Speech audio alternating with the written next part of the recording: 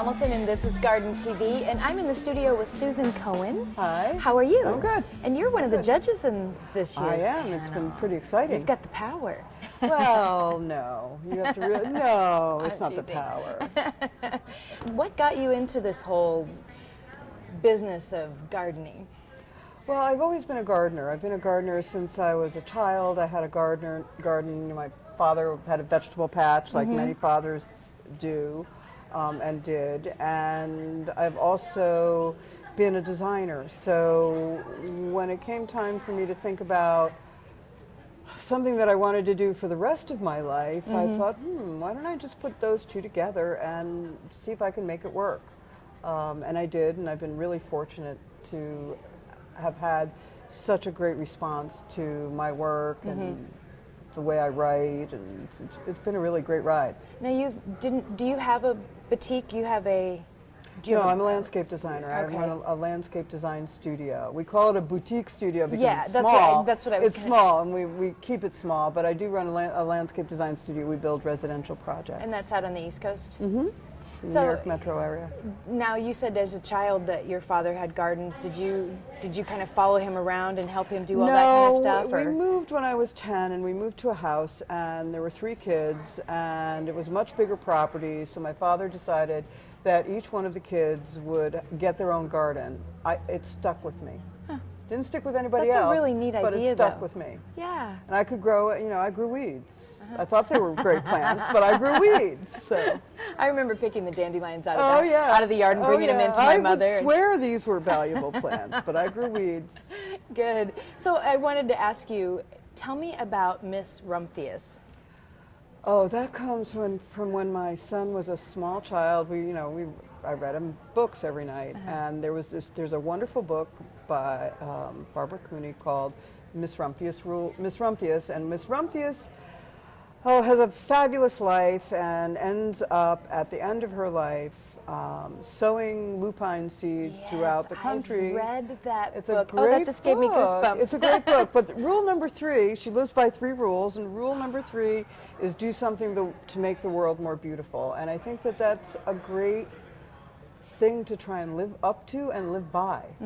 So when I named my blog, I thought, I'm going to have Miss Rumphius Rules. This is rule number 3. Yeah. So that's how Clever. the name came about.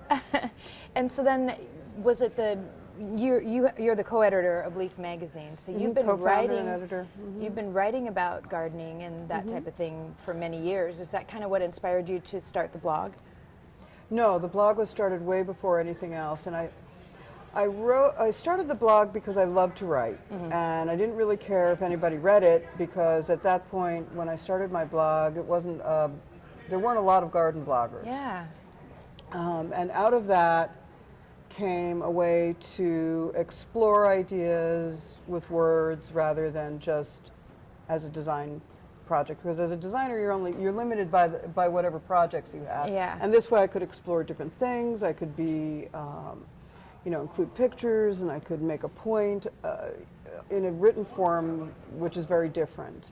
And that led to other writing and contributing to other websites. And then ultimately I met another design blogger, garden design blogger, and we founded Leaf and started Leaf about 2 years ago. Now, is that an online publication? Online magazine. It's totally digital. We're dedicated. We're all about design outside. Everything beyond your doors.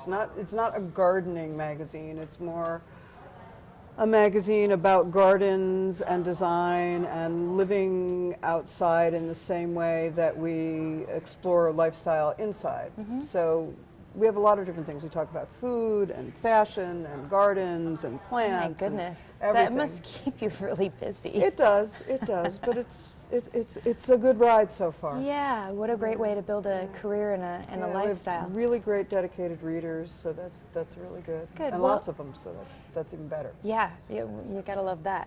So if you had one tip or piece of advice in the garden design world, what could you tell our viewers? Visit gardens. Visit other people's gardens. Visit great gardens. Learn from how you feel in them, because the most important thing to realize is gardens are about people. They're not about, they're about people working in them. They're a man-made human-made space. So gardens are about people, and they're also about plants, and yes, but they're really about how people live and move and interact with the space, whether they're working in them or looking at them. So visit gardens would be my major lesson. Good. I like it. Good. I'll start tomorrow. Good.